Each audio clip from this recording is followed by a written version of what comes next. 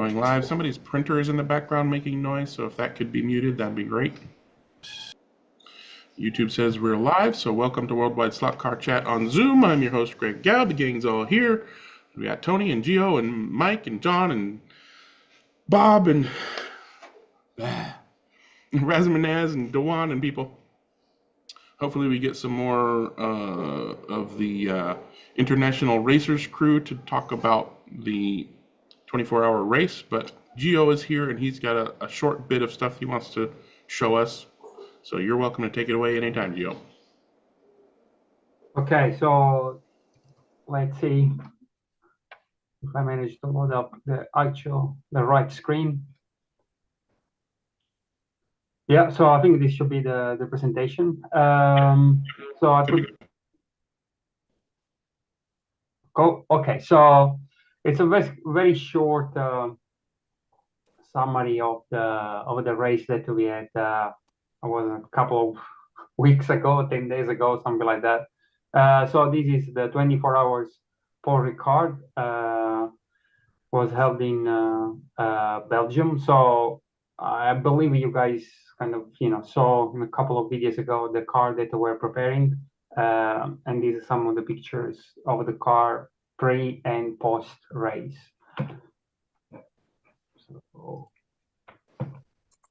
So before we got there, I would like basically to show a bit like the track that we race on. I believe that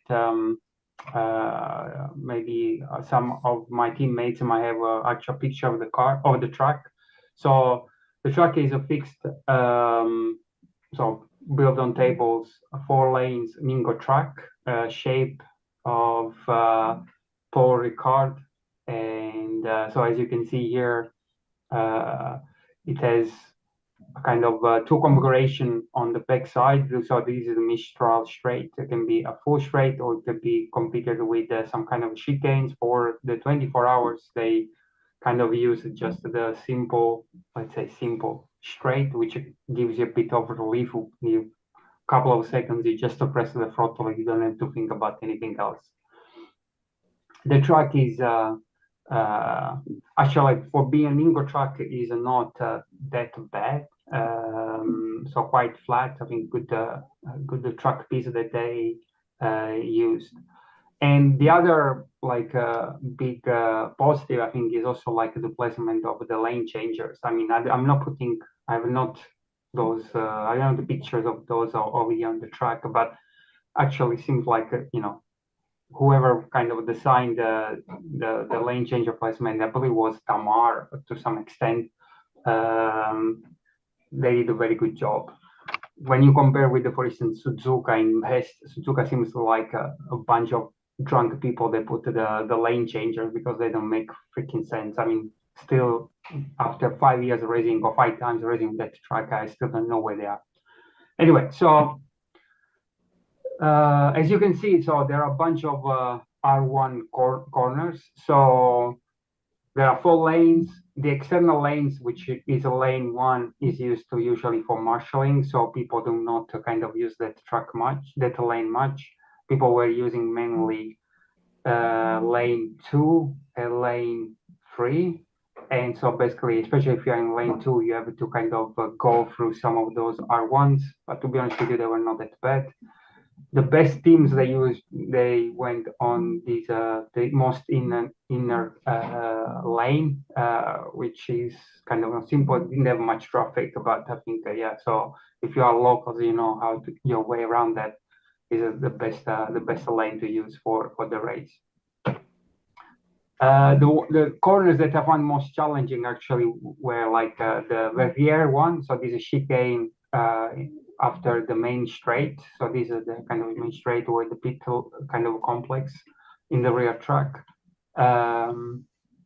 So you have to have like a very good brake point here. Select your brake point and make sure that you go through. But the rest is kind of very how to say, the flow is very good. So you can make a lot if you do this brake point correctly, then you can make a lot of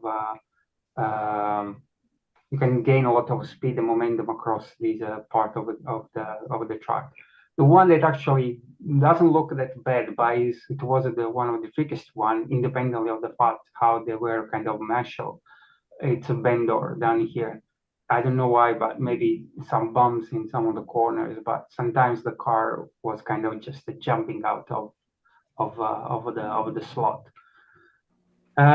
So the track is pretty simple, but if you want to run 80%, it's kind of it's not that complicated to learn. But if you really want to have a 100% lap, it's really, really kind of challenging. So although, as I say, I mean, the layout, it's not that complicated. It has like three main sectors that kind of keeps you entertained. So the first sector starts from the main straight and then ends with this chicane barrier over here. And then there is the sector one that is the complex, the west complex with this corner. So this one, I think, I kind of manage or master pretty quickly. And as I said, it's very satisfying when you go around these corners. So this king here before the Mistral straight, actually you cannot take a full throttle. So there is kind of another breakpoint before you can go to the second part of the sector that is the Mistral straight. As I mentioned, basically it's kind of full 2 seconds at least of throttle to 100%, and then ends in I think it's signs. Let's say this corner over here, which is actually banked. So as I think in the real track, the last part um, of the straight is it basically goes uphill and then ends up in this corner that is there's a slight bend. So what you want to do is really kind of go as deep as possible and then give another blip when you go around the corner so that you're putting a lot of kind of extra pressure on the external tires getting grip. And also, which also means it helps you go through the other part of the straight coming down here.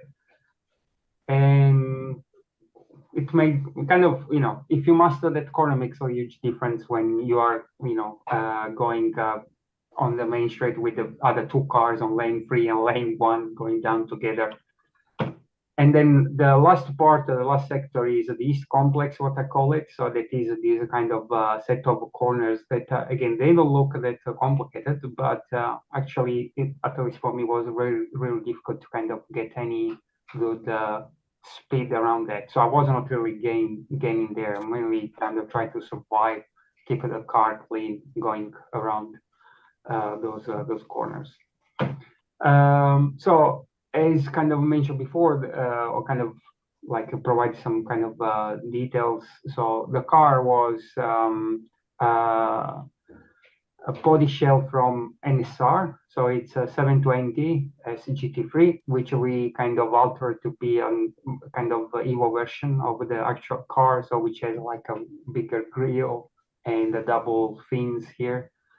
So we did that modification, and the chassis that we use for racing actually is a cut chassis that Wayne modified or kind of built with putting us one of his sidewinder pod that he designed, and then Ion I think printed in 3D.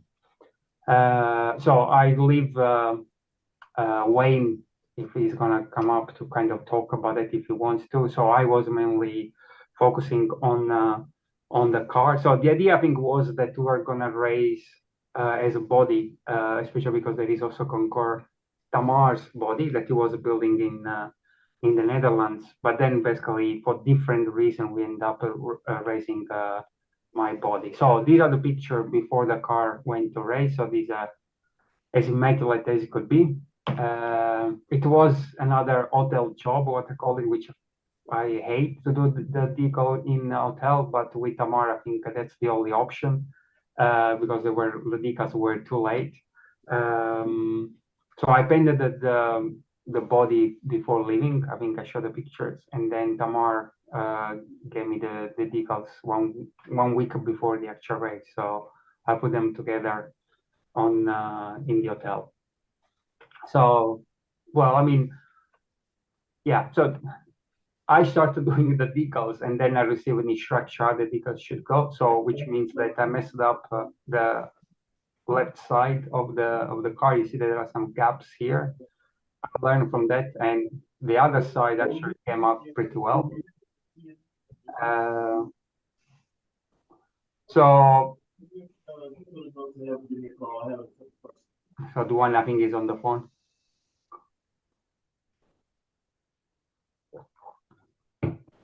Thank you, Greg.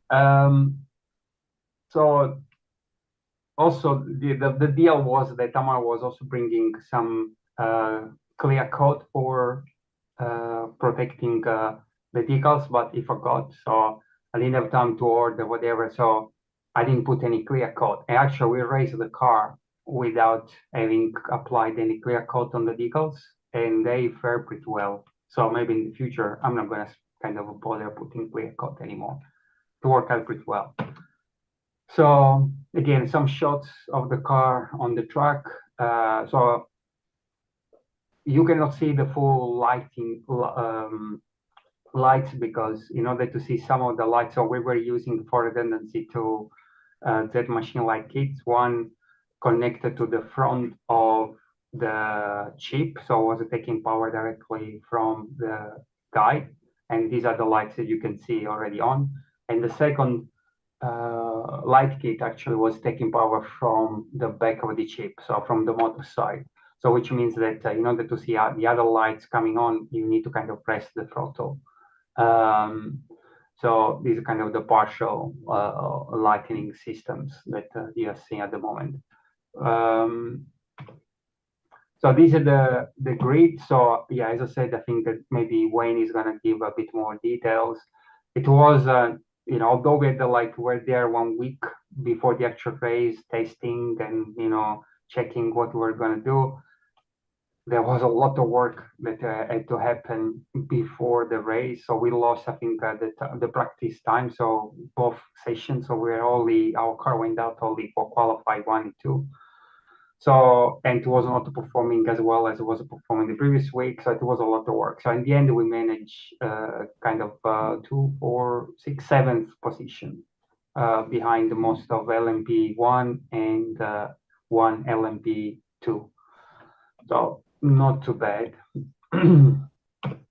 And after the 24 hours, this is the shape or how the car basically kind of end up.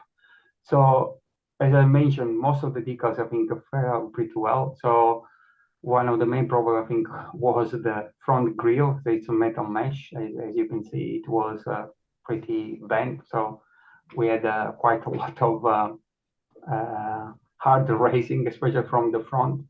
And the other, I think, kind of major kind of damages on the side. You see here that there is a bit of decals missing, but after that, I mean, except for that, I think all the rest is good.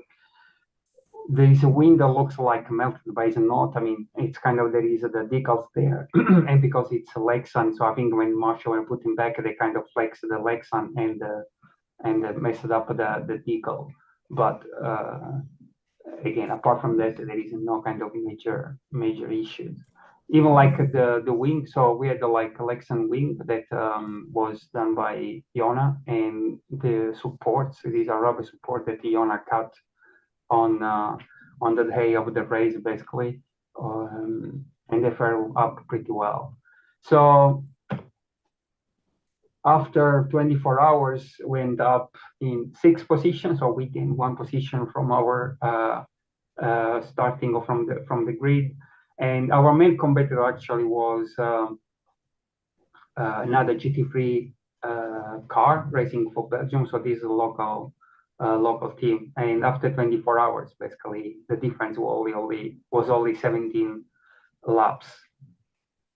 I mean, there is kind of a bit of no controversy there, but I think one of the main issue was that we got a lot of pit lane penalties, so stop and goes. I think we got so basically all of them except the 3 minutes one, and then the next one would have been like a disqualify. So and so we got like 10, 20, 30 seconds, then 1 minute, 2 minutes. So he put together his 4 minutes of penalties, and 17 laps, 12 average is around 3.5 minutes. So we screw up really with too many penalties. Otherwise, the race would have been even closer. But on the other hand, I mean, if you look, then the other people that were in front of us were like all kind of hot teams and all racing LMP1, and the TTM is an LMP2 car, but again, local team. This is the Racing for Belgium car, is another McLaren in a stock configuration. They had a bit of extra damage than we had with the wing support, but they retain all the mirrors. We lost both of them. I mean, it's pretty impressive that with the stock car they managed what they did. So yeah, kudos on them. So in summary, as the good, I think, I mean, the Austin Club was really, they did a fantastic job. I mean, they have a very good facility, and, you know, they provide with the food, the drinks, and there is also a separate area where people can go and sleep.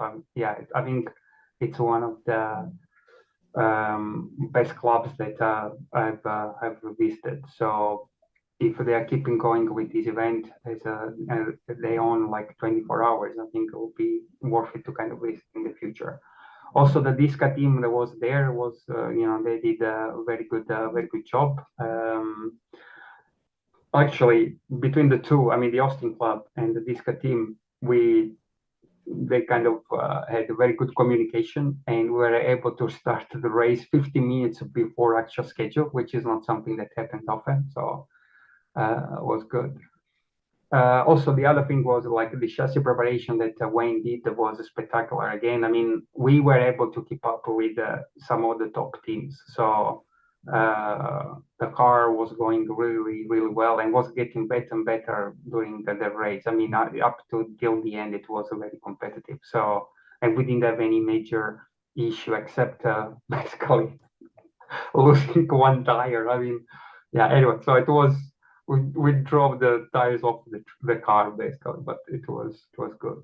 So the bad, I think mainly my racing etiquette. I think was I was a really freaking hooligan. So, and that's where the kind of penalties basically started to pick up. Yeah, too much frustration. I think. I mean, the main problem was that the car was really good. So for the first time, I was experiencing the problem was shit. I have to overtake now. What the heck I'm gonna do? And so sometimes was, you know, moving the lane and find yourself in a shitty situation, and the other car in front of you again moving lane. So yeah, so all the better things that you can do, like inexperienced drivers doing digital, I did streaming at people. Why not? Anyway, so that's I think has to change. The project management again, I mean, yeah, too many delays in preparing some of the stuff. I mean, the car should have been out there for practice, and there were people that didn't try the track until basically racing. That's not really good. And then the other thing that was a bit frustration, kind of a bit of a source of frustration, was also the fixed driver rotation. People were really too much focusing on with the side 45 minutes, everybody has to do 45 minutes or whatever it is. I think we need to be a bit more flexible on that. So if a driver not performing, take them out, or if there is a longer stint because the driver is doing good, let them keep going. But these will be things that we can sort out in the future. Anyway, so this is a bit of a summary. I hope that Wayne is there or Jona, that they can provide also the side of the story. And with that, I'm gonna stop. Good stuff. And Wayne is here, and he's got his phone hooked up and everything, so I'm sure he's ready to do some sharing. I would like to know a little bit more on the specifics of your crazy driving that got you penalties. Were you like lane changing into people or rear-ending people, or? There was a bit of everything. But the main thing was that I started the race, right? So, and this was my second time. I mean, I did the Suzuka, and I didn't do a good job for this 6 hour. But for this one, I really did a good job. And I want to be like super conservative, right? You have 24 hours, you don't want to do any stupid things. And to be honest, I was not driving, especially for with my stint, the 45 minutes at the beginning. I was not driving to the limit. Actually, the other way around. Actually, I was maybe too conservative. I finished my stint. I usually was passing by race control, say hello to Gary and the guys there, and they told me like, "Oh, you got 2 penalties on your name." I said, "What the fuck?" I mean, I wasn't driving. I mean, I didn't do anything, right? How this penalty happen? So when he told me that, I said, "Okay, so either people are playing games here or not." So then when I went back to my stint after 3 hours that went through the full rotation, I didn't give a shit. So I was going like a mad guy. And the car was also performing. As I say, I was finding myself in the situation where I had to overtake multiple cars multiple times.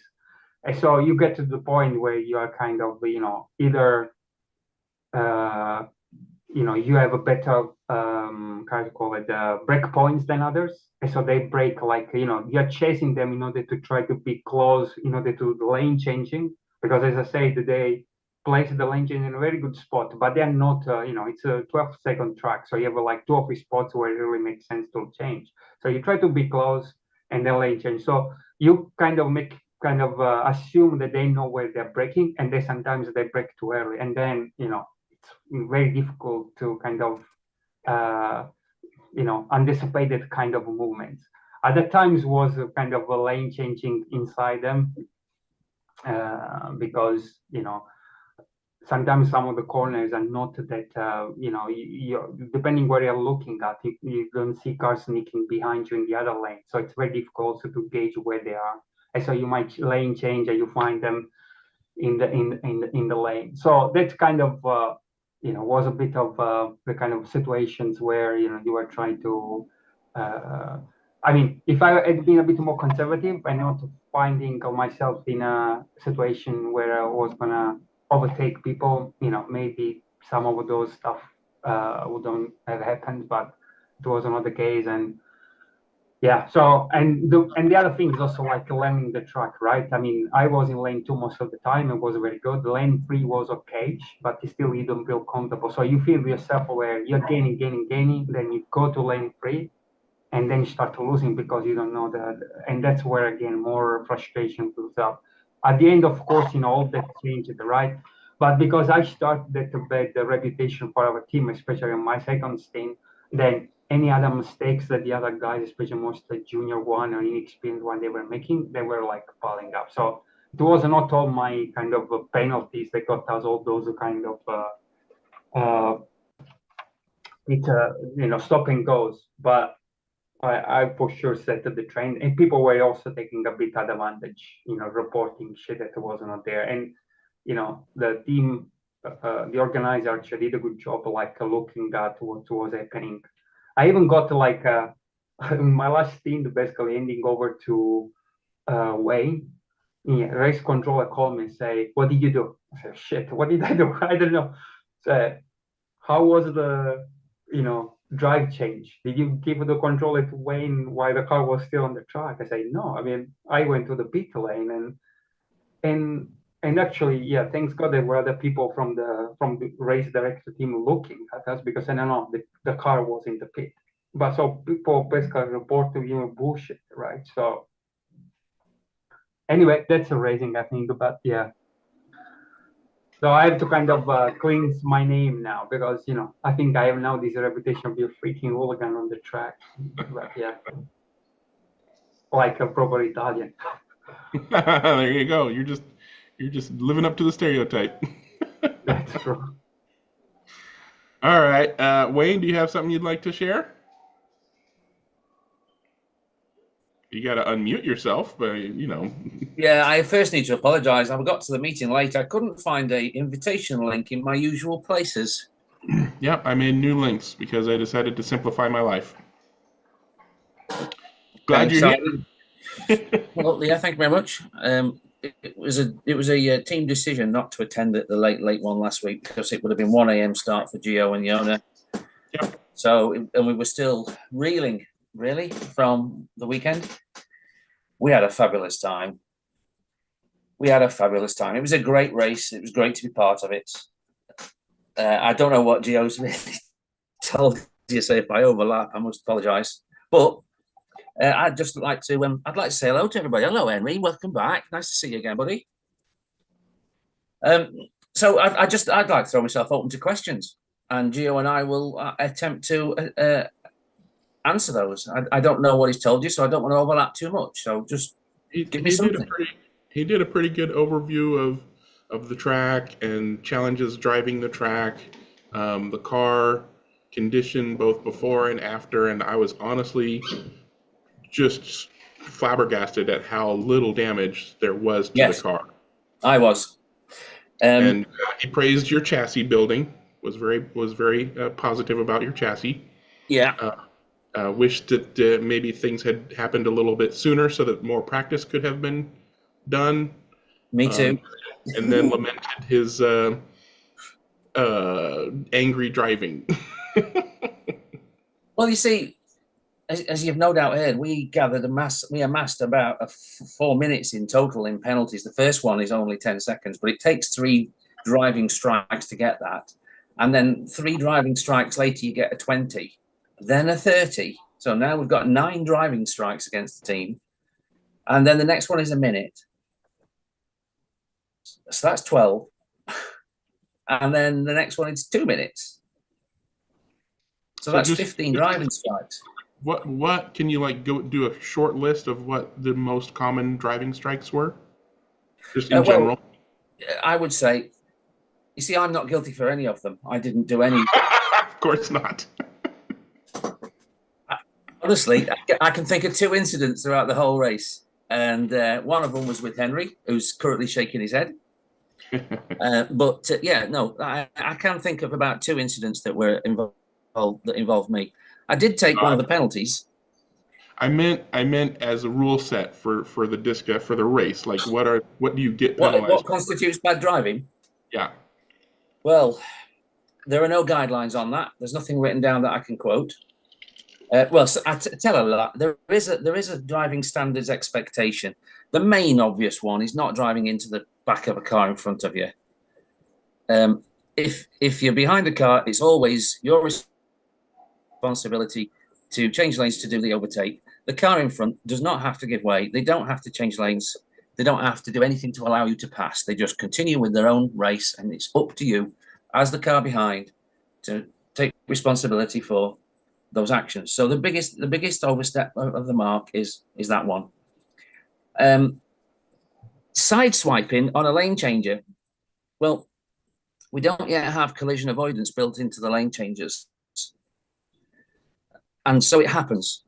But I just think I don't consider that to be a significant driving fault. It's just what happens. I mean, you think it's as easy as coming up behind another car and making a lane change and then spending some time getting past and then going back to the lane you prefer to run. But it absolutely isn't, because there's always other cars involved. There's cars that are slower than you that you catch. There are cars that are quicker than you that come around behind. And the timings that you have to accommodate and the developing circumstances that you're constantly having to accommodate when you've got 14 cars on 4 lanes, or maybe 13, anyway, a lot of cars. It's just mind-bending, and quite honestly, it's too much for most rookies in particular. Anybody that's not experienced doing these events, it's a real lesson to come and do it. Yona, a class example of that. He's come and done 2 of them now, and I would say he probably struggled just as much with this one as he did with his first one at Suzuka. Yeah, the difference with this one is that the track is simpler than Suzuka. Suzuka is more complex, also has, I think, a more hidden parts. And again, gauging where your car is with respect to the other cars, the other traffic that is around. I mean, sometimes you don't even see where the lane changes are, right? So it's a really kind of, and of course, if you have like the marshals, and I'm guilty as a judge as well, around the track, and they see an incident where you lane changer into someone or you bump into someone from the, I mean, they think, okay, that's kind of something that we need to report because it's a poor driving. But actually, it's especially where you're sitting on the Russian and people in front of you, or marshalling, people walking in front of your line of sight, like hiding the car. This happened a lot in the fender side, for instance. It's very hard, but yeah. Yeah, I there are have to many, say, many pitfalls. And of course, the trick to being a good digital driver is to avoid them all. But even doing your utmost, you can't avoid them all always. I mean, I was driving a stint in the full knowledge that if you could do 50 laps in 10 minutes, then you were really outstanding within our team, because we'd done some measurements, we'd taken a photo of race control screen and another one exactly 10 minutes later, subtract one from the other, keep doing that, and you get an idea of how many laps the car needs to do in 10 minutes, or your teammates are capable of with the car in 10 minutes. Compare that to the actual lap time that the car could do. And that's where the difference lies in the driving capabilities in terms of not having D slots.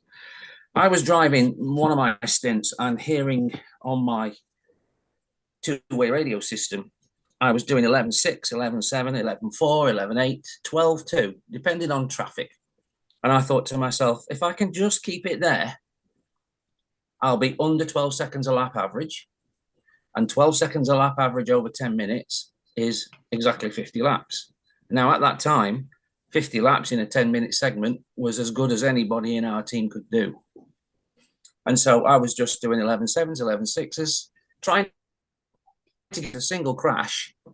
And then, of course, I do a 14-second lap because something has de-slotted me, usually getting into a gaggle of cars, and you don't always come off the best. You know, you don't even always survive. In fact, when a quantity of cars, maybe 4 or 5 or more, get together in the lap, it's literally becomes survival. It's cross everything you possibly can, and keep driving. Try and maintain a pace that doesn't let the car behind hit you. Make sure that you don't drive into the car in front. It literally becomes survival. And sometimes those things just fall apart. And there's a pile of cars in a marshal's hand, and he puts them back in an order that you're not familiar with. You don't even know which one's yours. And you just stood there with a little bit of throttle pressed, and you're lucky if you see it drive away. And you're out of it. And you think to yourself, why did you marshal me last, Marshall? And things like that, you know? Sometimes you win, sometimes you lose. The only way to really win is to not get involved.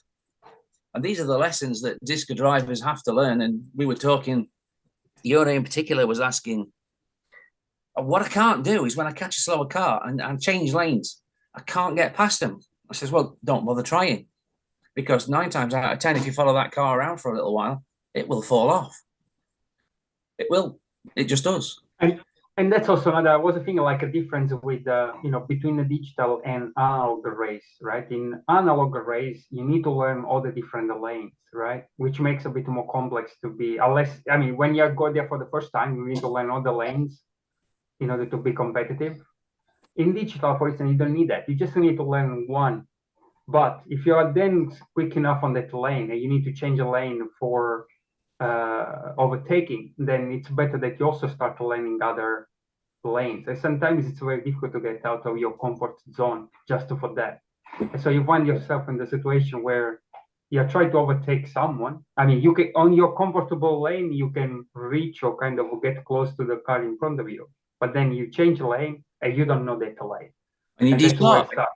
And the slot or the other car just basically pulls away. Yeah. So yeah. And that's where frustration builds up.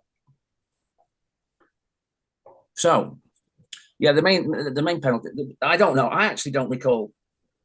I think the main penalties were coming because of the color of your hair, man. Color of my hair, maybe. Yeah. Well, they were. The thing is that the race control can't watch the whole race. They can't sit there with a pair of eyes on the track the whole time. So the system functions in a way that there's a trust basis and there's a sportsmanship basis involved. And that is that when you control and say, look, our car's just been scooped up by X team, and we deposited it in the outside of a corner and we don't feel we were responsible for it, they'll just say, okay, and they'll put a mark on the sheet. And a system like that is open for abuse.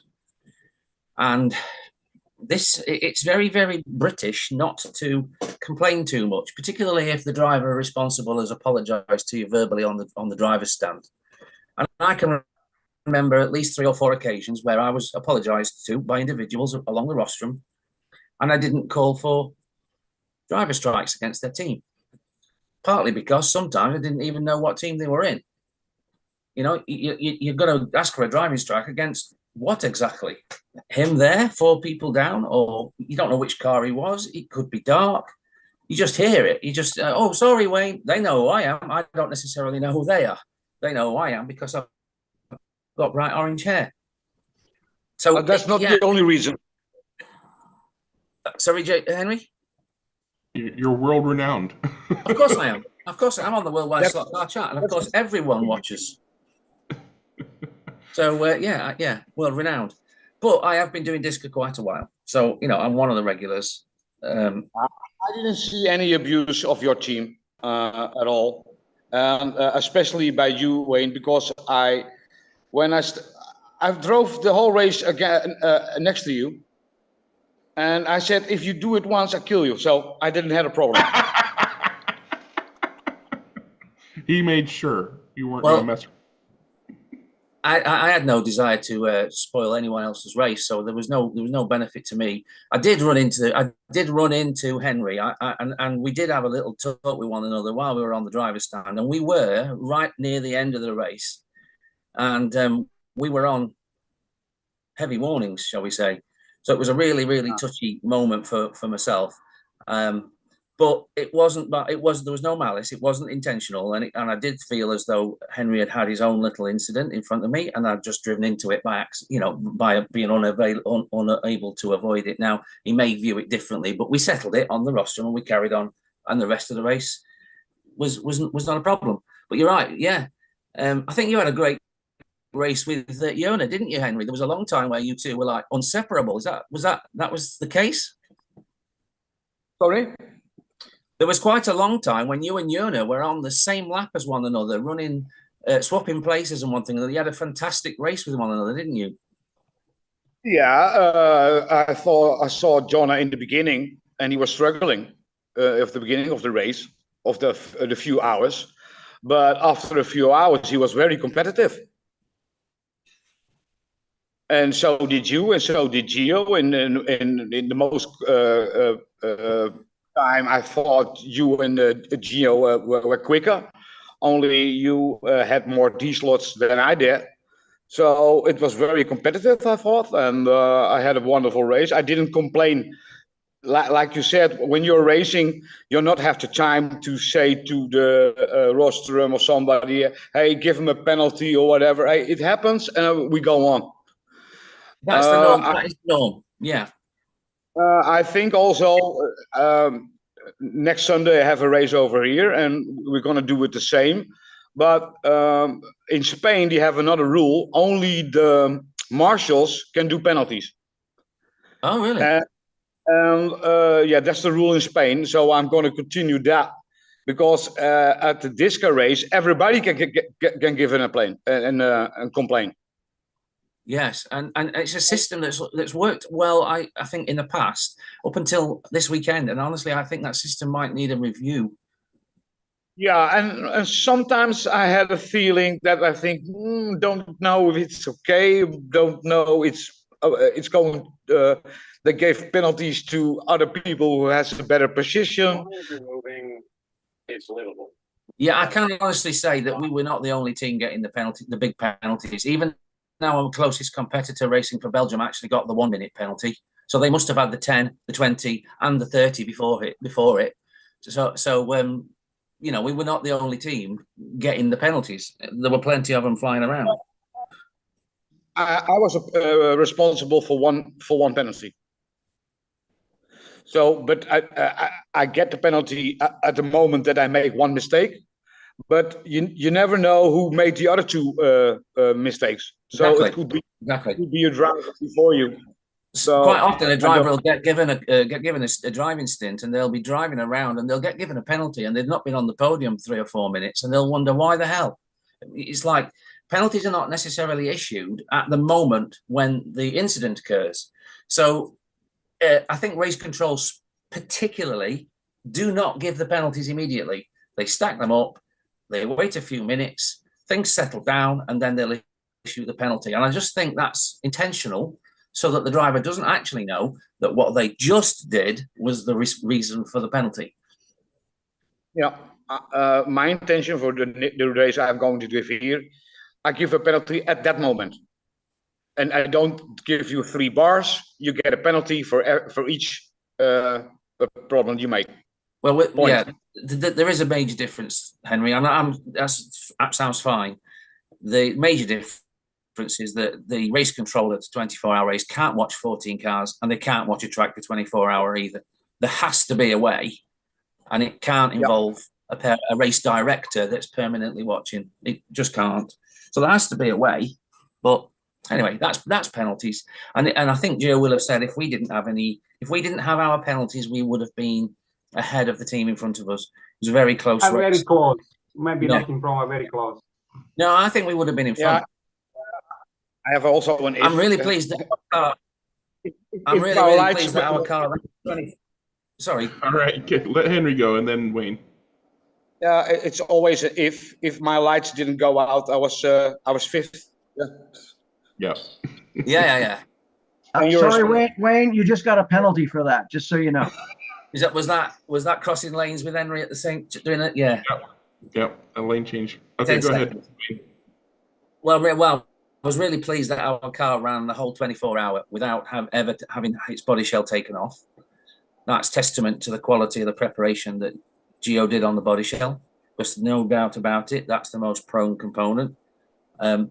We had 2 lighting kits installed in there, so that if we lost one, the other one would keep us legal, and that didn't need to happen. Both kits lasted the whole race. Nothing broke, even though we did do some body shell lightening by, scraping, some plastic removal, etc.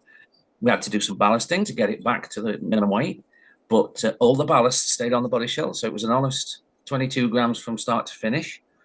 The wing stayed on, despite the fact that we completely replaced it in the run-up to the race.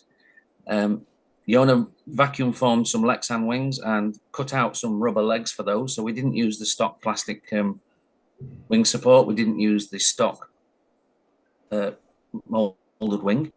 We'd made the molded wing from 1.2 grams down to 0.6. And then Yona turned up with a vac form wing at 0.15. Oh my God. It was always part of the plan. Yeah. I'd called for it a long time ago, but we had a team member who said that's not legal, and it took me quite a while to make the. We read the regulations, and there was nothing in the regulations that said it wasn't legal, but I made the call to the organisation to inquire whether there was a precedent for this, and it turns out that there is. We've even had cars that raced with paper wings, and you raced against them, if you remember, Wayne. And I was like, oh, yeah, I remember a team with a paper wing. Didn't last very well, but it was legal, wasn't it? Yeah, you passed it. So, yeah, the vac form wings were a very late call, a very late decision to actually try and make them. And there was lots of little bits and bobs, like a change to the plug that we were going to use for the lighting connections. There were some front wheels that Yona brought to the race with him. He brought vacuum-formed polycarbonate windows. Now, Gio has a habit of making his own vac-formed interiors and window sets. So Gio's body shell had already got that, but the spare body shell had not got that. It got full plastic original windows. The spare body shell was my body shell. Well, that's right, isn't it? Yours was meant to be the spare. Yeah. In fact, we raced it because it was the most prepared. It was the one that was, the one that was always ready to go. The other one was waiting for the vac form windows, and then when it got the vac form windows, in completion, it had lots and lots of problems, including blowing up some light kits. I understand it took nearly a whole day for that to get sorted out, and I wasn't involved with it, so I don't really know exactly what happened to it. But when it was completed, it went on the scales and it was a gram overweight, and it was an easy decision then to race with Gio's body, which had already served us well the week before. and there was no problems with it during practice. So there's no reason not to run it. It was the only one that had proven itself. So you just stick with what you know and go the rest of the way. The car was difficult in practice and qualifying. We'd had a 10.7-second lap out of it the weekend before in what would essentially be lower grip conditions. And could we hellers like get back to that lap time? Never mind improving. We expected to improve because the conditions would have been grippier, but we didn't get there. We ran it on Friday night for 2 qualifying sessions. We put the same driver on that had done the fast lap a week before, and although he got underneath 11, we weren't there with the fast lap, and we weren't super competitive. We put the car away into Parc Ferme over Friday night and came back for the last qualifying session on Saturday. And we made a couple of changes to the car, about 3 different things we changed on the track, and it was slow. And we were like, what the hell has happened? What have we done? We've changed the guide. We know we've done that. We've gone from a wobbly guide to a less wobbly guide, a different guide. That had not hit the track yet, but we couldn't see why that would be the reason. And we went around the houses, and eventually we switched to our second motor, our other handout motor, which on the bench had not showed to be as good as the one we'd initially put in, potentially not as good, certainly not revving quite as fast on 4 volts as the other one had. So we took what we thought was the good one out of the car, put the second motor in, sent the car. No different. But as the qualifying session ran, and we started to get a little bit desperate and like, well, at least put a lap in that gets us halfway up the grid, please, somehow. It just started to come back to life. A pace just started to come. We hadn't changed any gears. Had we changed something that had changed the mesh a little bit? Yes, we had. But if I did tell you, then I wouldn't. Yunus showed a little bit on his fancy pod on I think it was HRW that he posted details. I'm curious. I think his fancy pod. His fancy pod. Yeah. His fancy pod. Okay, the fancy pod. Anyway, I don't want to get into I don't want to get into that. He talked about the pod. Anyways, what I was going to ask you, with regards to the race itself, the 24 hours from beginning to end, people last week were wondering what kind of maintenance, what kinds of things needed to actually be changed. Obviously, tires at some point, but did anything else need to be? Did you have to replace the guide at all? Did you have to replace nothing? Nothing else. Just the tires. And we were doing really well on that. Yank off the old ones and stick on the new ones. No, we built them onto wheels and we changed the wheels.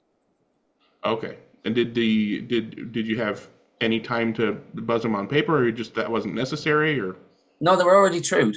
The second pair, the next pair was in the box, in the hot pit, already mounted on the correct wheels and already been on the truer and already had their sizes determined, marked one with the left and one with the right. And although we had no idea specifically how much additional wear we would experience on the left compared to the right, we built in a quantity of stagger, a small quantity of stagger across the axle.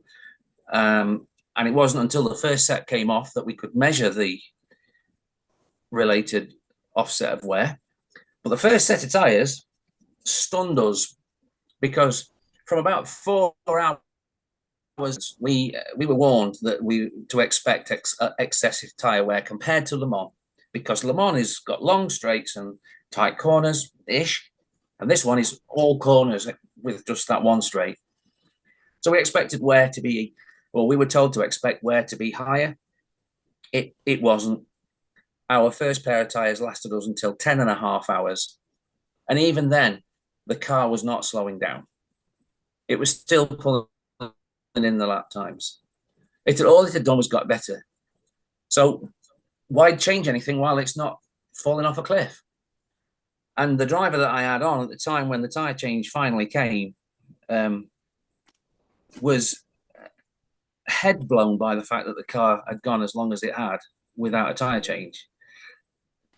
Whenever we do a driver change, we had myself at the pit lane, ready to pick up the car, have a little look around it underneath, have a look. You can't assess a tyre diameter, but you can certainly see how much the motor's been dragging on the track, if it's been dragging on the track, because the motor has an insulation tape over it.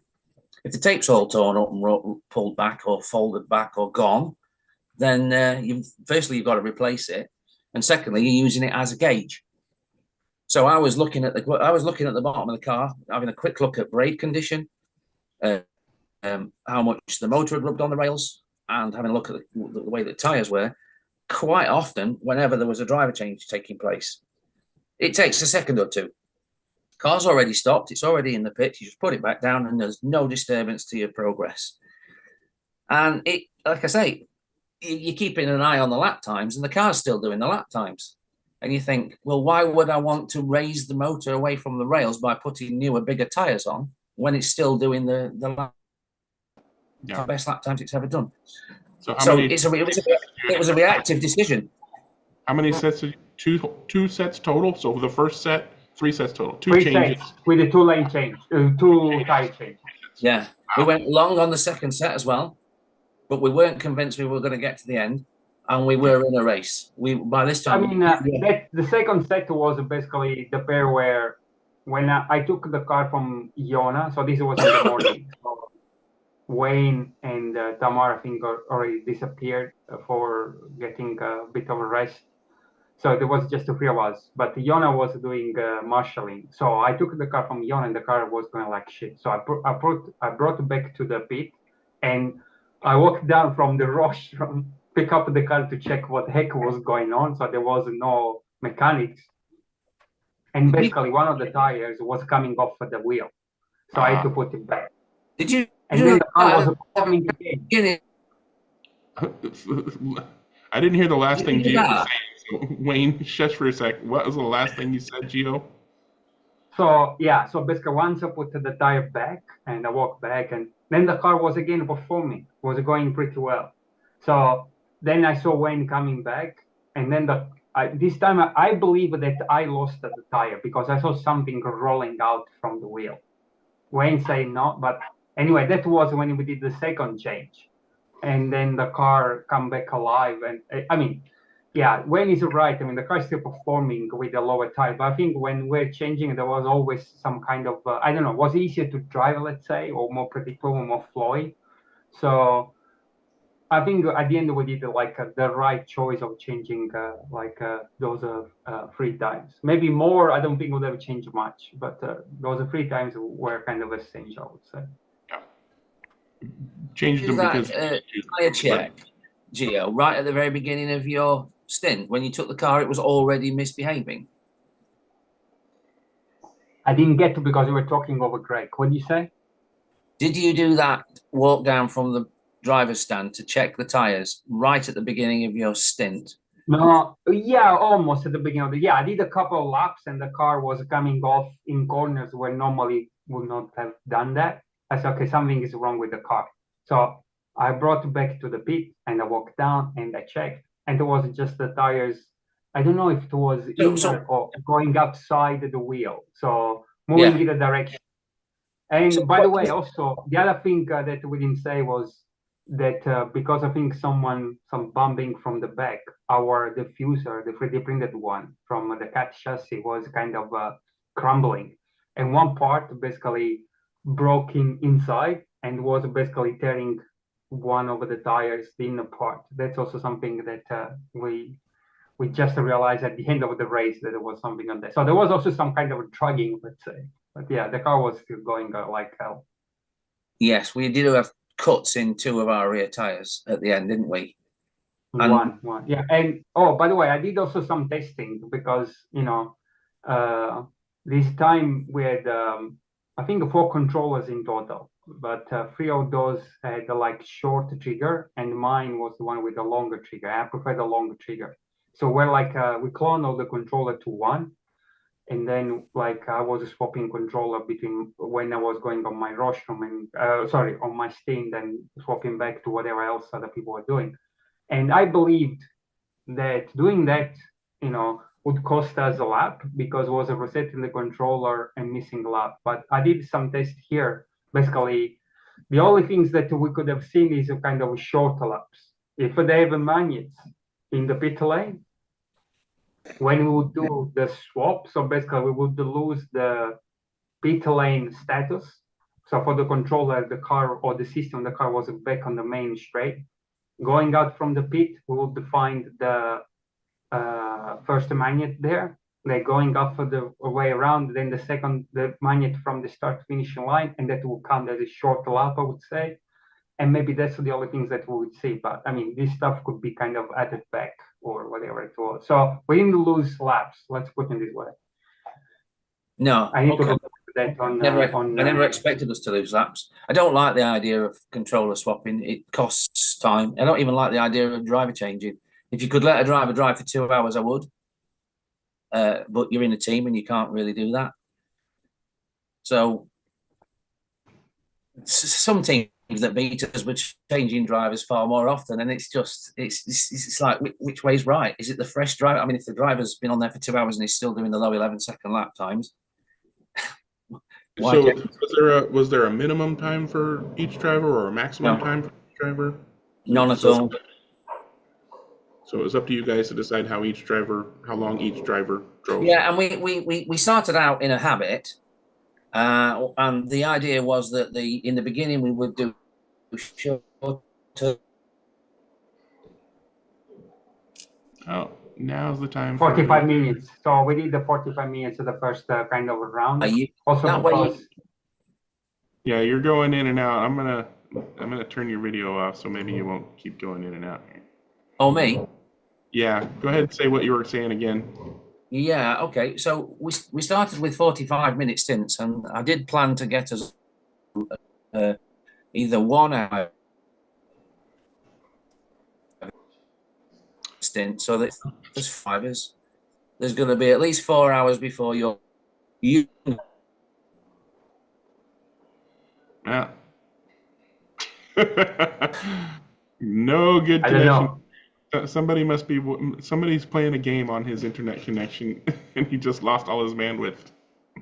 Yeah, or he's got to put more coins in the electrical box, right? Put more quarters. I've just upgraded. I've just gone to a fiber connection.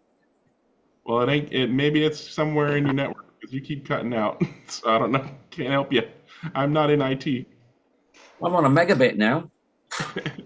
Anyways, it sounds like you guys had a blast. Sounds like you learned a lot, got a lot of great experience. Oh yeah, we had a great time. It was fantastic. I mean, you always come away and think about the things that you could have done better. Yeah. And there's no doubt that finishing just above midfield, that was my target, but would have been happier further forward. And there were ways that we could have been further forward. So, you always think about those things, how to improve. Yeah, very respectable finish. Yes. 2020. I mean, what was it, 6th overall or? Yes. Yeah, 6th overall and a field of 14, was it? 13 or 14? Yeah. And presumably a lot of the people in 1 through 5 were running faster cars, just in general. Like the LMPs and stuff were. Yes. There was one GT ahead of us. Yeah. And that was the car on our nose, and it was so. I mean, the next LMP in front of that, I think, was 56 laps in front of us. Yeah. And then there was another car that was Slipstream, Henry's team, 39 behind us. So from 7th through 6th, 5th, and 4th, there were only 90 laps, 90-something laps, which is tiny. 7,000 laps. 7,000. Out of that, yeah, exactly. Out of that many. So I thought I don't know. Maybe I read it somewhere, or maybe he's talking about. Did Henry's team have any technical? Yeah, they did. Problems. What happened for your team, Henry? Let Wayne speak for you. Yeah, I can do that. No, we don't want Wayne to speak for you. We want you to speak. No, tell us. What went Well, wrong? 3 times a wing off, but that takes only a few seconds. And 3 times the lightning cables broke. So we learned from that mistake, yeah, that cost about 150 laps. So it's the same as Wayne said. It was 30 minutes. Now 30 minutes with an average lap is 150 laps. So yeah, that's the only thing of the problem we had. For the rest, we had a wonderful car, and from the first lap until the last lap, we found it a very good car. The reparations, we had some foam in it to damp it a little bit, because we took the foam out for the reparation of the lights, and they did the foam a little bit back, and that didn't go well for the car. So it was not as good in braking as it was before for the last 3 hours. So you have to drive a little bit conservative at that moment. But overall, we had a good race, and the same way as the other, that there is more in it. For the next time, we will appreciate it if we got 5 drivers instead of 4, because 4 is too short. How long were you guys, were your driving stints? Were you taking different lengths of time, or was everybody taking the same amount of time? The first things we did all the same an hour. In the night, we went to on half an hour. We had in the beginning of a beautiful cockpit light, but also that one went down, and exactly 10 minutes before dark. So we had a lot of fun of the green cockpit light the first 8 hours, and then when you needed them, we didn't have them anymore. We changed that for a red one, so we were in for a few minutes again, and that one also went down in about a half an hour. So driving without a significant light that you can see, so that you can recognize in the dark from, hey, those 2 front lights with that green light, that's mine. We didn't have that anymore. So that made driving in the dark, that isn't easy at all, but it makes it more difficult. Yeah, so that are some learning points I've ordered now from Ali, 4 or 5 of types of lamps, of lightings. Also brake lights. So we have a whole year to test another things, new things. But because it's very essential to have a different light than the other one. Aren't you planning to race that car again in Suzuka, Henry? Sorry? Aren't you planning to race that car again at Suzuka in 6 months?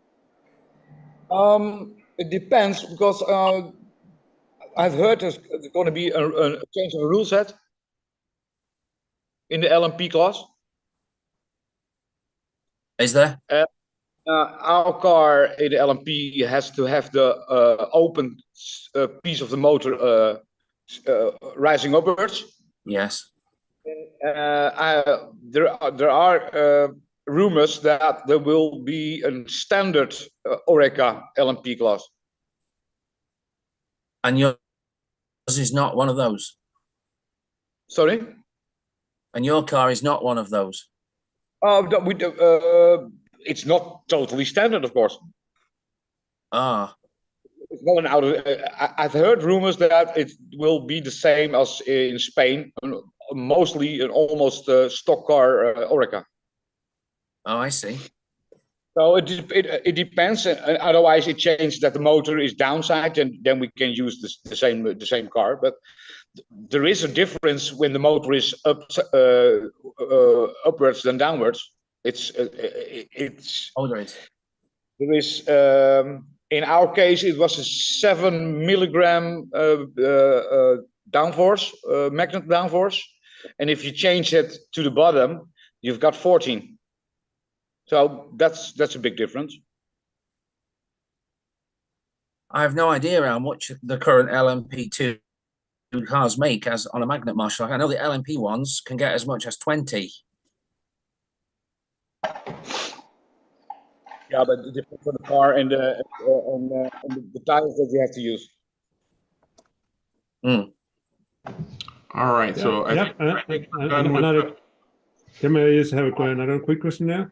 Gio and Wayne, you said you used an app or something to communicate with you in your team during the race. Yes. Yeah. Maybe you want to keep a secret, but what did you communicate there, except for lap times? We were communicating individual lap times and 10-minute sector times, and who was on, whether or not you were catching the car in front and whether or not the car behind was catching, whether or not you were on the same lap. Things like that, mate. That sort of things. Are you comfortable? Do you want to change? How do you feel? How did the car feel? They had radios too. Did was the team have that, or was it only you? Or our team had Portos. I think there were 4 or 5 teams running a radio system of some nature, wasn't there? Yeah. It's a benefit. It's just a massive aid, because at least then you don't have to walk onto the rostrum with the drivers to talk to your driver. And the driver is not in a position to see the monitor of your lap times. And even though if you could see it, you don't have time for that. I mean, I learned to drive because of being fed the lap times. I know that I can keep up with Gio. That's been proven in the past. So when Gio goes out there and he's blistering 50 lap sectors in, and my sectors from my previous stints were in the 47s, 48s ranges, it's only 10 minutes, it's only 2 laps, but I really want to catch that guy. I want to put more laps down than Gio. Gio and I love to race against one another in the same team, because I know that he can crack out an 11.1, an 11.2, an 11.3 second lap, and I'm not getting underneath 11.5. But because I'm not having any crashes, my total is 48, 49. He has a few crashes doing those low 11-second laps. But I know they're there in the car. And so next time I go out, I'm listening, I'm getting fed the lap times, and I know that when I get a clear one, I'm now doing 11.4. And I'm thinking, if I can stay as clean as I do, because that's my style, no crashes.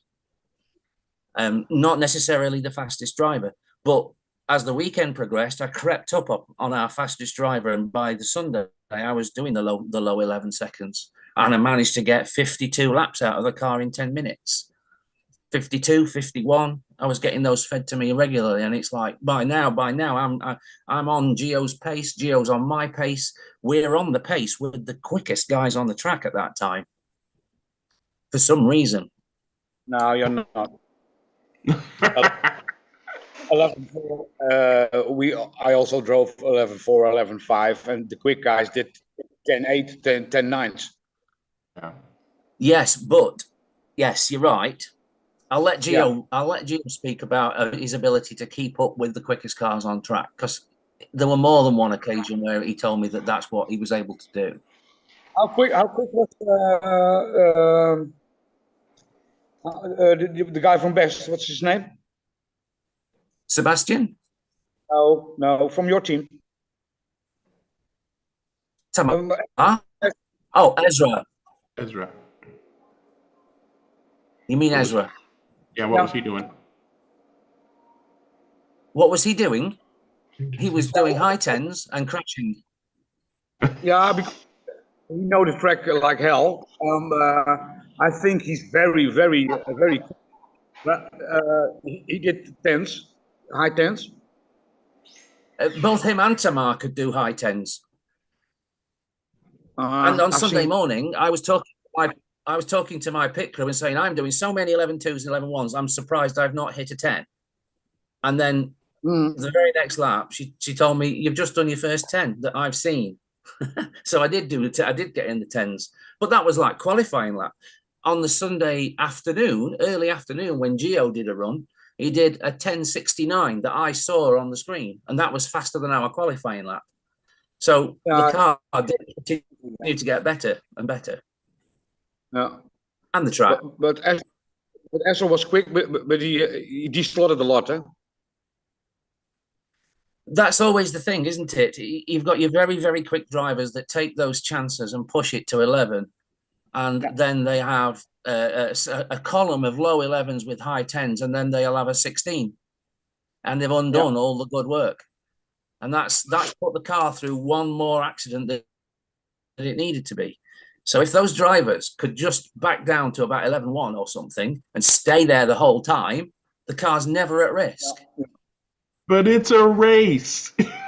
Yeah, exactly. Yeah, that's also, but it's a race, but it's endurance race. I mean, so you're not doing qualify, right? I mean, you need the drivers that are able to understand you're pushing it. I mean, my stints were always like sprinter racing, right? Because I took a chuckle from the guys in front of me and then make sure that the guys behind me were not gripping up, right? And without compromising the car. So I was pushing, and in the past, when I was doing these disc events, I always felt like there was this avalanche of car coming after you. They were overtaking you. In this race, I didn't have that kind of a problem. Actually, the problem was, fuck, I'm too fast, and I need to learn to overtake. So it was another kind of mindset that I put on. And there were very few cars overtaking me. When they were overtaking me, they needed like one freaking full lap before take my car out, right? Or overtaking my car. So, I was kind of cracking some laps. But I think one of the big shout outs should go to Wayne's partner, Sean, because she was basically providing a lot of information to all of us. I unfortunately didn't have my handset with me, so the next time I will take it, because I think it was really useful. Because I was driving blind. I didn't know what the heck was going on. Once in a while, I had Wayne coming and shot me, I'm doing the 50 laps average, 48, whatever it was. But that's all. I mean, I didn't have a full information as Wayne or Yona, for instance, because they had the headphones with them. So next time, lesson for next time. I think it's really useful to have more feedback. Yeah, So Yona was actually on the Marshall Point doing some of those 10-minute sectors, even when Sean wasn't there. So were you fellas communicating with two-way radios or cell phones or? So there was a special app that Wayne found that it's kind of almost a convert your phone to a walkie-talkie, basically. You have to press a button and communicate, which I was also using for providing feedback to people while they were racing, if they were racing crashing a lot or crashing in points where they should not have crashed. So providing some kind of feedback as well, but yeah. Yeah, we were live coaching Yona, weren't we? Because he was having a difficult time. He was the driver capable of doing 3 laps with a crash in every one of them, and you really had to talk to him to settle him down. Honestly, I'm not telling any fibs. That was why I decided to start telling him to back it off. You also did the same, didn't you? But you did it in your Italian way. You said, Yona, you're not doing qualifying laps. Stop breaking the effing car. Whereas I started to talk to him and I said, you can push a little harder into the sweeper at the end of the straight. You'll find your lap time there. My God, that man can do an 11.3. He can do it. When the track's empty and he's in his favourite lane, he can do it. Yeah, absolutely. He can. He's quick. His only downfall is the ability to digital on a big busy track. That's the only weakness he has, and that experience will come as he does more races. So yeah, we were using a walkie-talkie based app, and by the way, it can be turned into voice operation, and I did do that. And my microphone hanging around my neck actually recorded and transmitted a lot of information that I didn't know that it had done it, because it was on voice. My radio was on voice activation. It recorded a lot of stuff that I didn't know it was recording. Even race control announcements were being transmitted over our airwaves. Did you have to pay for getting the voice activation? No, it's just an option. That it's not an easy app to use, is it? You have to dig around a bit to find out how you do these things. But it's there. There is also a voice activation, but I shut it off because I was standing next to Tamar. Yeah. And next Is to he Wayne as local? well, when he had the voice I activation. can tell you, he made a lot of noise. Did he walk into you? He's dancing around, breathing, shouting, uh, saying horrible things, etc., etc. There's one in every group. The All whole right. Interesting. Anyway, I see a lot of, let's say, opportunities for better IT supporting, for drivers, for teams, and also the audience, both being online or at the site or being watching this online. yes, Anders. So we just got it started, but that's a topic for another day. There was I know an, it's an area of interest for you. Speaking of topics for another day, Yeah. let's let people get some other stuff on in the chat. So we can certainly keep talking about the 24 after the next hour is up. But if anybody has anything they want to show and tell, any new projects they're working on, new paint jobs, new track, new cars they just got in. Oh, hey, Greg, you just got some stuff. I'll go dig up my photos while you guys figure out what you're going to share. I wasn't prepared for this. Hopefully, I have Sunday a live stream. So stay tuned. Oh, cool. We're going to try it. Awesome. Looking forward to that then. Waiting for that to come through. Okay, so hopefully you see that now. Just got this beautiful BRM. I should have got it right off the bat, but I waited and it was no longer available. So I bought it on the secondary for more money than it originally cost, but still not too much more because these are expensive cars to begin with. But I might actually, no shelf queens at this house. I've already driven it around a bit. And it will probably end up on the track at Alan's 24-hour race, not as the 24 hours, but he's doing 3 support sprint, rotation races, and I'll probably put this on the track for that because it's a beautiful car and I want to race it. Greg, is that 124th? That is the 124th. Basically, BRM makes Revo Slot. Revo Slot is the BRM of the 132nd world. Okay. BRM, the same kind of car, very similar chassis, but it's 124th. So yeah, I have the slotted version of that car, obviously, because that's a beautiful car too. And yeah, decided to buy it. Cool car. Marco put his hands up, but his microphone is off and his camera is off, so I don't know what he's going to share. Yeah, I'm here. Sorry, guys. Okay, I just go ahead. Pray to the Lord he's not in the pool or in the shower. Thank you for not being Marco. I thought he was Oh, gonna was be- it the t-shirt? Come on. No, So- we were just jealous is what it was. So But he's- let me try to share the screen. I have something very cool to show you that we're gonna release tomorrow. This has been kept secret for over a year now. The problem is where I share the screen. Usually Let me down at the try to bottom, find- green share button. Okay, share screen. All right. So here we are. You guys watching this, right? The chat. I mean, you gotta share, and then you gotta choose which screen you're gonna share, and then you click. Okay. Doesn't give me the option. There's screen. 1, 2. I have 1, 2, 3. But are you guys watching me or the screen? I'm currently watching a whole group of people at the same time, so you haven't completed your share process yet. Got it. There we go. Something's coming in. Now I Okay. see So, Cassie. Ooh. Okay. so talk. this is a car that we'll be selling tomorrow. It's a 124 scale. It's called Delphi. It's made by Michael Niemann in Germany. It's extremely, how can I put this? It's hand painted by his studio, by him. We have just a few options. This is the very first one. He's gonna do a lot of more of those Formula 1s from the 90s. Here for you guys have an idea what we're talking about.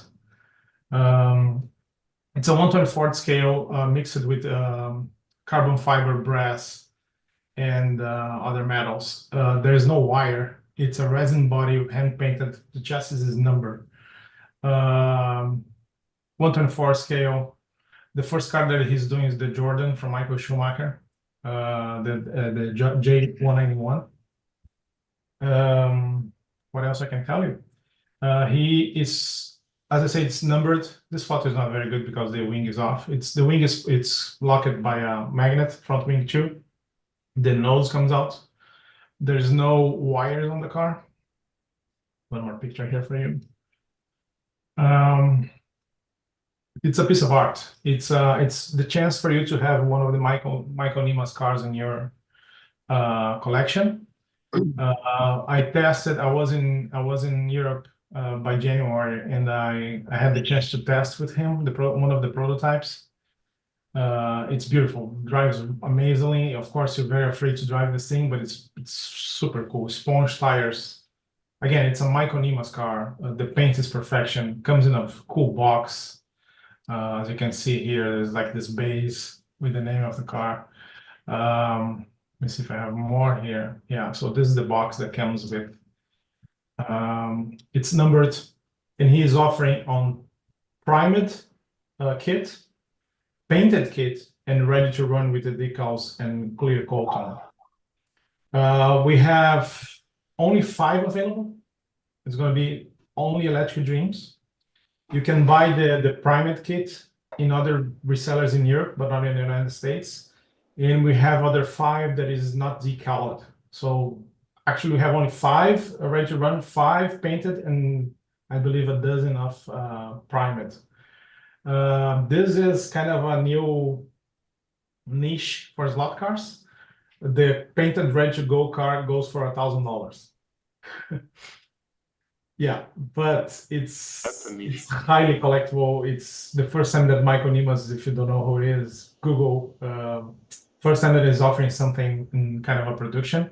The cars follow the same number. All the models that will come, you have their own number with the same sequence. I mean, I shouldn't tell, but the next one will be coming in a month or so. It's the Williams from Nigel Mansell, and you keep going. Like all the classic 90s cars, you're gonna have Senna, you're gonna have Prost. And this is just like really perfection, because the cars are just like amazing. There's a new way to mount the body. It's only one screw. Again, tomorrow we're gonna put out on our newsletter. We made like a very special video for it. And yeah, that's the new release. That's the. Okay, stop. There we go. So you keep saying it doesn't have any wires. Can you talk a little bit more about that? Actually, I don't think I have the technical, but you have the wires here for the motor, and everything here is connected by an electronic plate. So there's no wires going around. Yeah. So there's wires from the guide to that little connector, and then it goes through the connector. Yeah, and then the motor is connected. I remember when we were testing it at Dieter Jens track in Germany, we were having some issues with that, and then he fixes it, changes it again. There's another guy that I cannot recall the name right now, who also was a designer. He's very well known in Germany. So this is a kind of a thing that he has been developing for over a year now. Then I saw the other ones. It's if you're a hardcore collector, this is a great Formula 1 slot car piece to have. Marco, do you know what Defi means? I'm afraid not. Do you have this answer? No, I don't. I can answer. No, I don't know the answer, but it's written there, and I just wondered if you knew. Yeah, I think it's just the brand for the collection. Okay, yeah. So knowing what Michael Nimas does, I know what that material is on the bottom of that. Shall we call it a motor pod or the back end? Yeah. That material is a carbon fiber carbon. So fiber on the top, carbon fiber on the bottom, and in between that yellow looking stuff is fiberglass. Now that can easily be a printed circuit board. Yeah, that might be how he's passing the power from there back to the motor tabs. But knowing what Michael does, I'm very surprised to see that he hasn't run some black paint along the edge of that, because to my eye, that yellow band should not be there. It should actually just be black. Yeah, here in the back. So the bloody car is a huge spur gear sticking out there, and you complain because of the yellow stuff at the bottom. I mean, come on. No, he's right, but again, keep in mind that Michael is a real racer, and he comes from go-karting, real car racing. He raced against Sebastian Vettel, and I know that in the score he's worried about the performance more than the looks. And I don't think I don't believe that I've driven faster with Formula One 124 scale. He was kind of pissed with me because I had a better time than him at the track that he races. But I have no issue with the spur gear being outside of the body shell. It has to be for a Formula One car to be the correct shape at the back. That just has to be for us. I have no issue with that. Yeah. Anyway, I think the achievement here is much bigger than a little detail like that. The name is Daffy for slot cars, but the brand is DI4. Mm. Yeah. It's an Very, amazing. very interesting. Goes for sale tomorrow and opens a market for like a deluxe kind of a collector of slot car racing. All right, Marco has done his advertising for the day. Any other questions? I don't believe it's advertising. I'm just trying to share something new, right? No, I think it's cool. It's out of, Okay. I'm not going to be putting that one on my wish list for a while, but Yeah, well, it's not for me either, but believe me, there's a lot of people who go for this kind of stuff. Yeah, that's my shine. So one last thing before I go. There's a couple of people here that is going to be racing. I think Jim, Dennis, the one. We're closing the slotted nationals registration tomorrow at the end of the day, and we already have 71 racers. Sold out will be 75, but I'm fine with 71. I'm very happy about that. If you guys can come, please watch us on YouTube because it's going to be one hell of a racer. So you guys have an idea, I'm purchasing bleachers for the store. nice.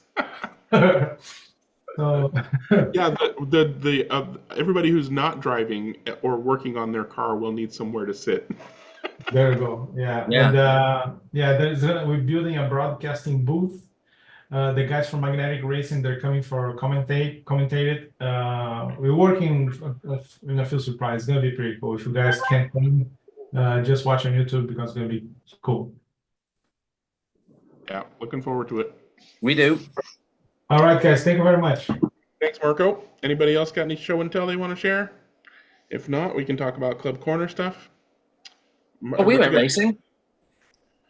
Courtney Hold put on, I his- have one for you. Okay, go ahead. And he walked away.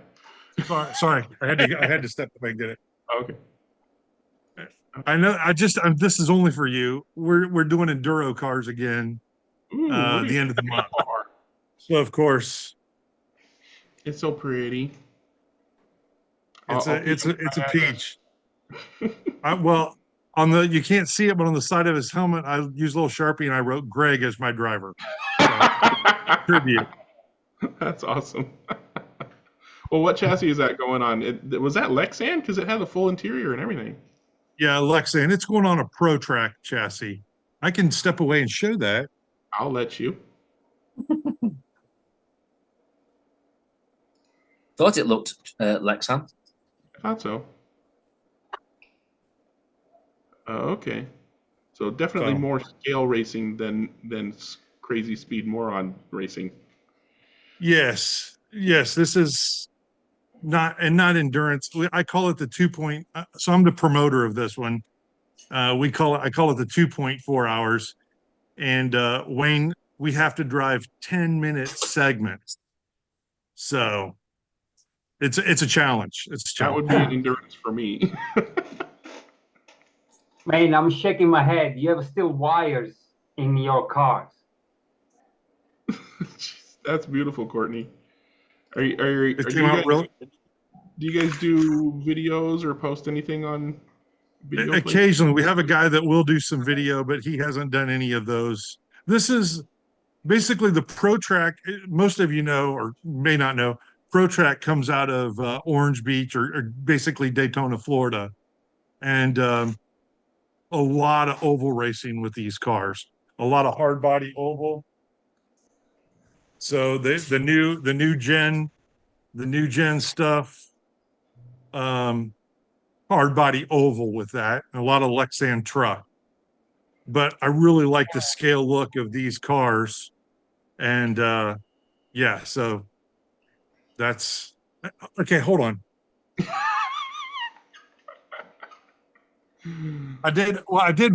We have two bodies that we're allowed to use, the Porsche, and then this is a Lancia. And yeah. of course I picked up Nissan. And yeah, the Nissan looks really good. But the cool thing about this is the decals are on the inside. So my 12-year-old and my buddy's 12-year-old are going to run the Nissan, and I've got lights for them. I just haven't put them in yet because we're still testing. How do you make reverse stickers then with the sticky on the out? What would be the outside? It's a company called it's Team Blue Groove. They're out of Canada. Oh, that's the bodies. MCI. MCI is the sticker people. They're out of Canada, and they just do a reverse decal. So Cool. Very cool. So yeah, fun.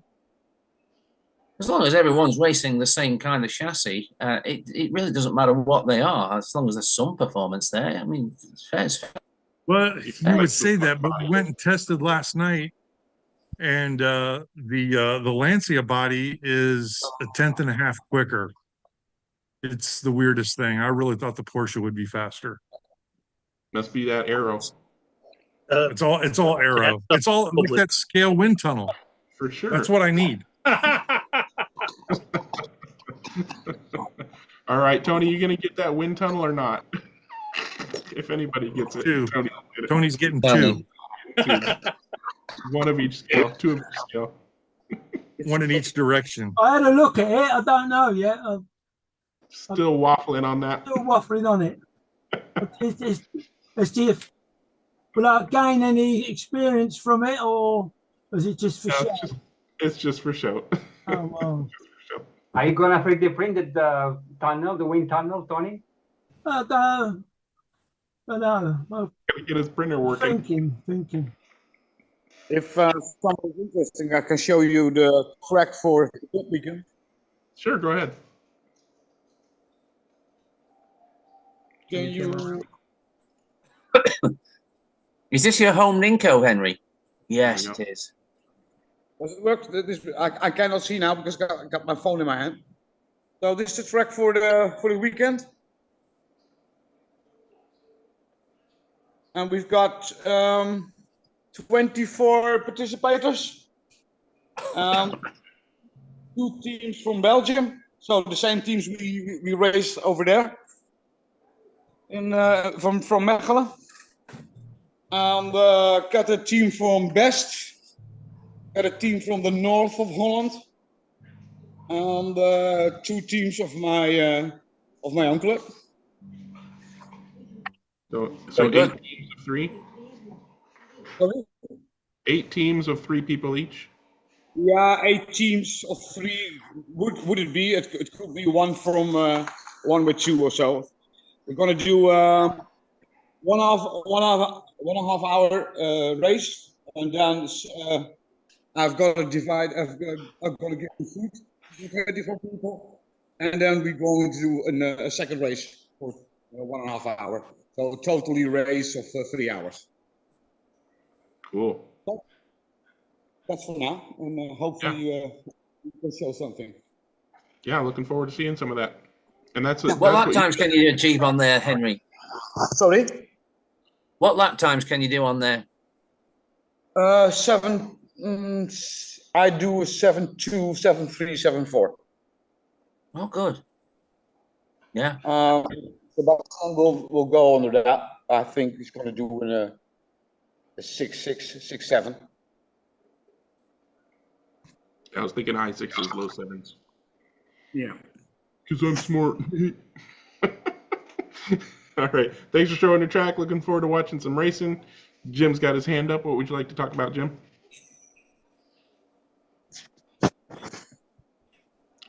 Oh, you're unmuted, but I can't hear you. Jim, you're not muted, but I can't hear you. So maybe check your microphone, make sure it's plugged in, make sure there's no mute button on the microphone itself. I'm gonna go ahead and I read lips, so I'm gonna interpret for Jim. Okay. What he said was Courtney is his best friend. He's a great builder, and someday he would like to be just like him. Is it That's all working he now? really. As would we all, Courtney. Is it working now? There we go. Yeah, go ahead. Okay. I had it turned around to avoid the fan, but that doesn't work. Okay. Now I got to find my share. And I don't know where I put it, so. All right, we'll come back to Jim. I got it. I got it now. If somebody else is ready, but I got it.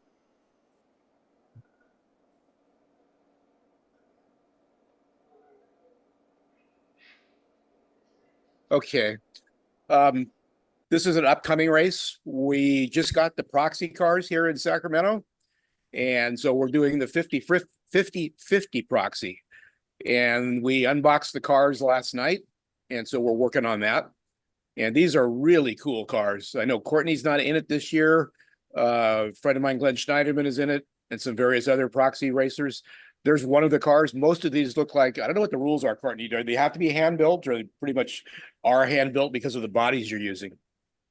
No, they don't have to be hand built, but they do have a fairly high clearance. You have to use a thin, slim can motor. And the reason I didn't do it because I won it last year, just FYI. A little toot there. Yeah, and most of them are conventional. This one is a front motored car, but most of them are pretty conventional. We're going to run on 2 tracks in Northern California.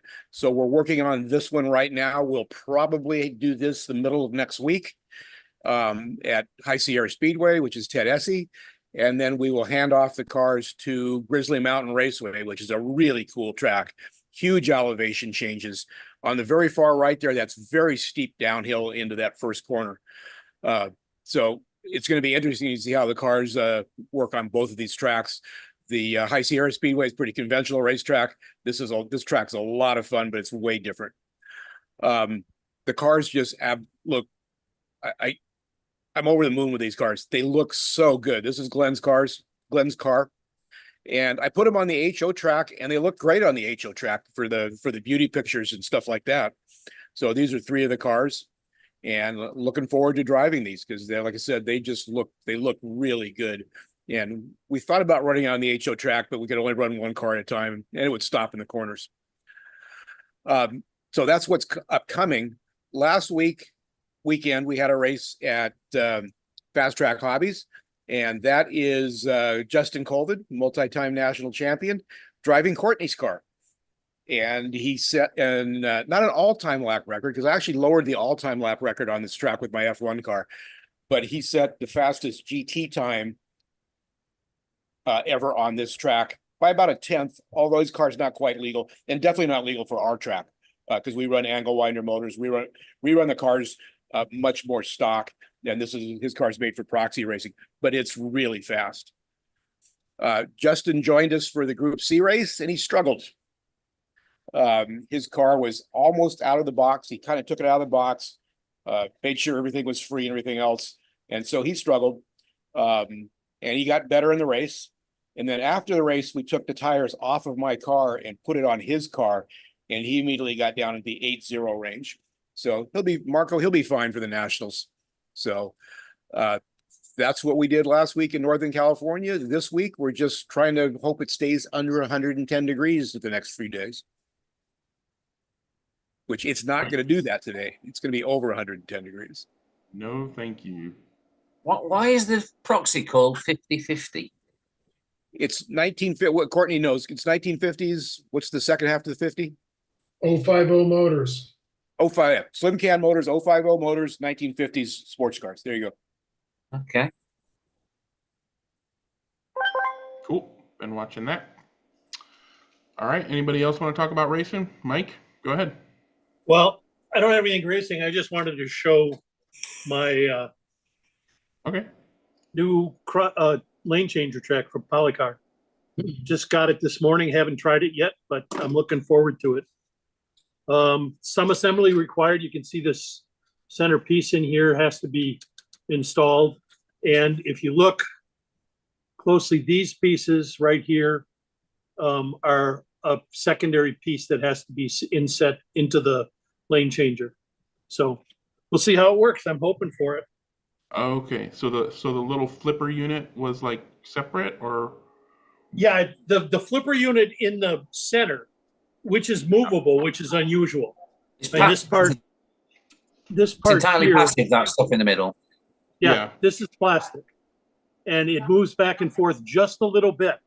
So I think it's to ease the insert into the second part of the lane change. Right. So Yeah, but when the car is doing the lane changing, the flippers go into the appropriate position to help keep the guide straight. They're essentially pushed in by the guide. Yeah, but that was something that you had to put in as well as the back panel. Correct. Interesting. Yeah, the back panel is like opposite to each other, because at the moment it seems like they're all hanging down. That's because they will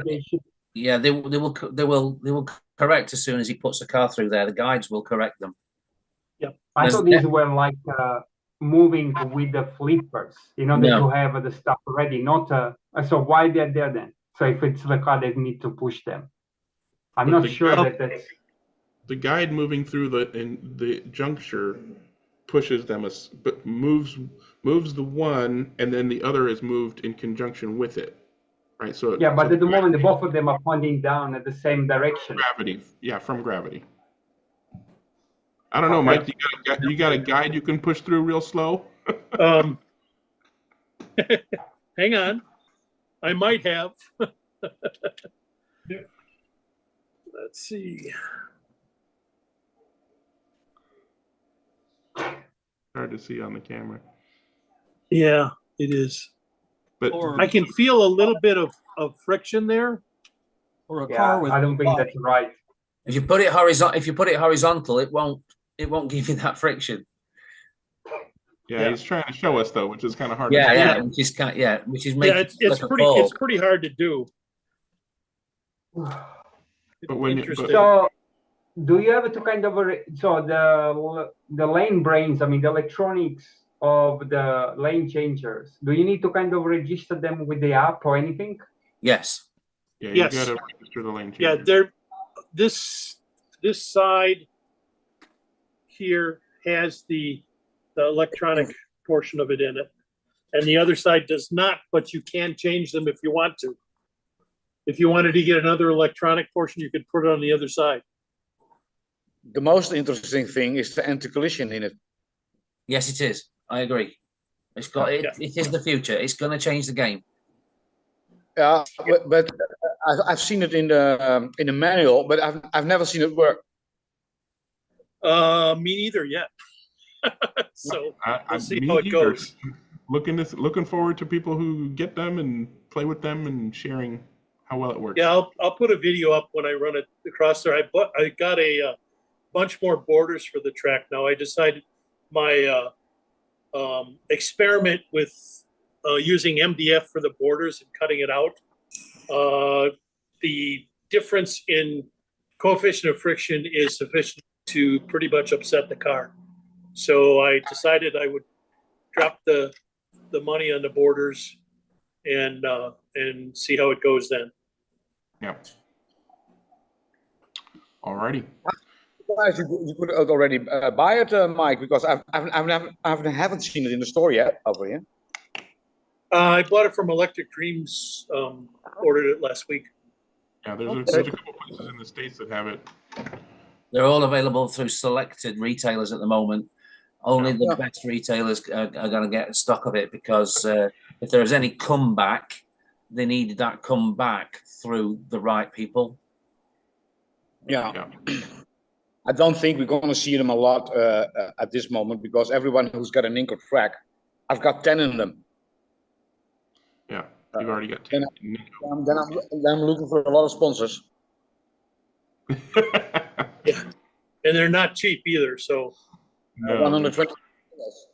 Yeah, $125. Yeah. plus.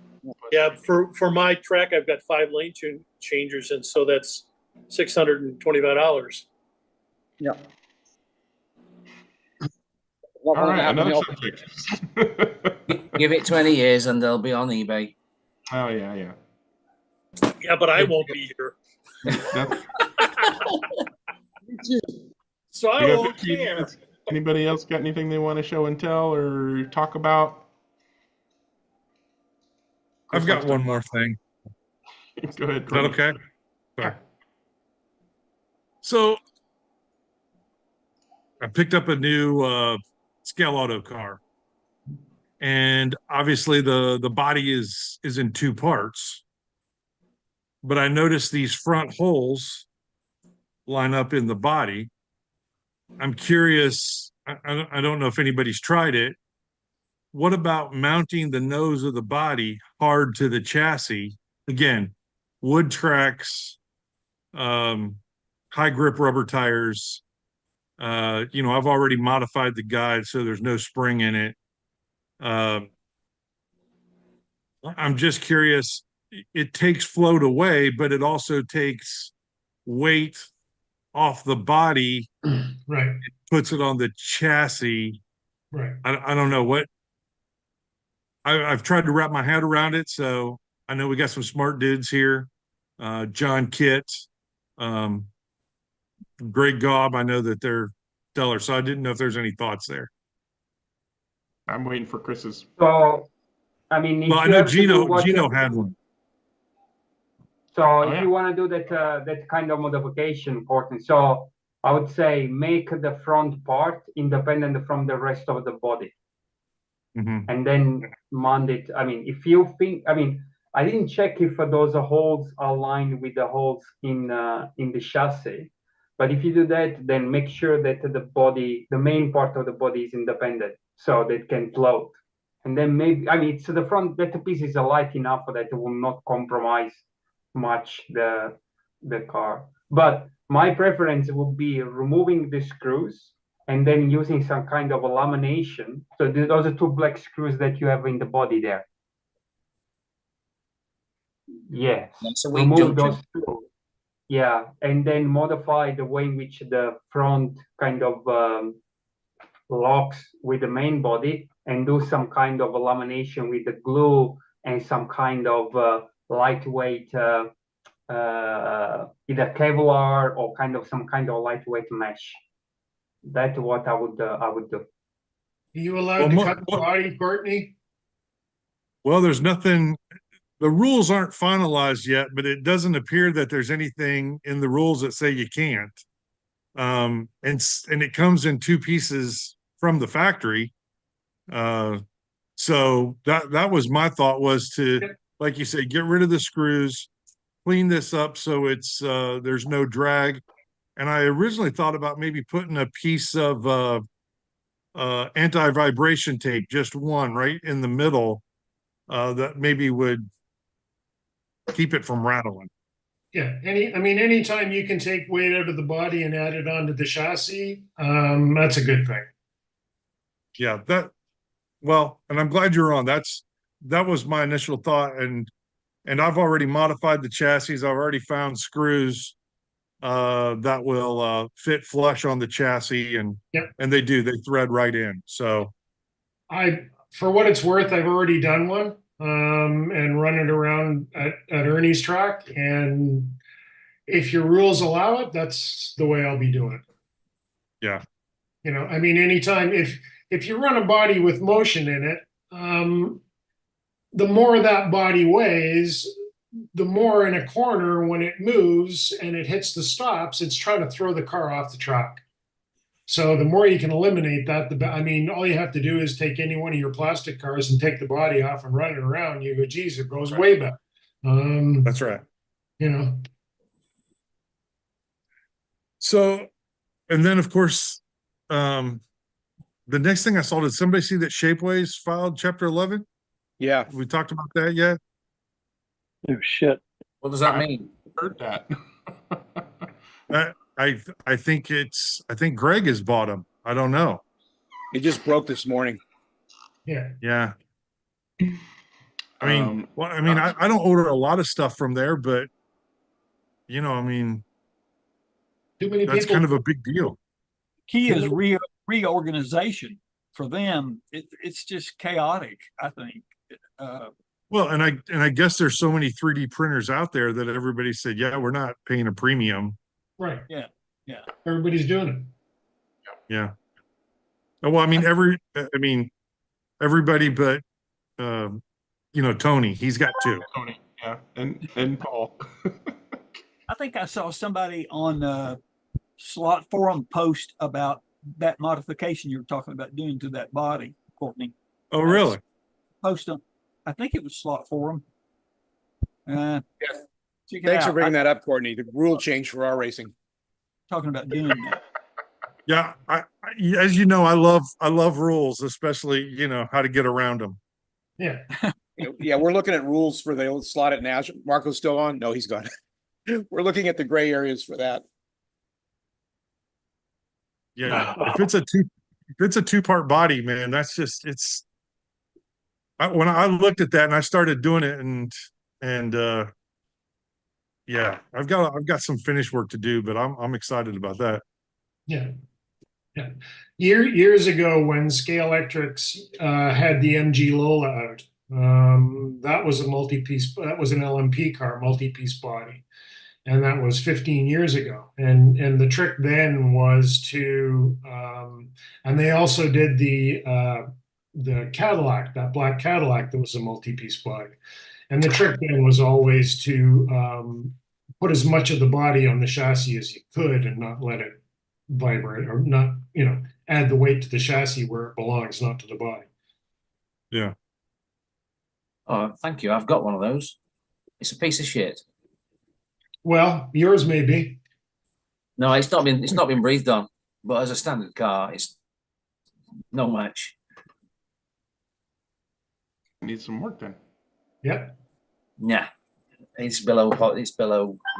Not my time. Not worth my time. Yeah, something like that. All right. Anybody got anything else, or should I just hit the stop button? Looks like you guys are all. Let me look in the pictures. Publicly chatted out. So. Well, no, yeah, the juicy stuff comes when the live stops, doesn't Yeah, it? I know. So to all you guys who are just watching on YouTube or whatever, you need to come to the Zoom because these guys are going to chat for another 2 or 3 hours about stuff or more. Whatever.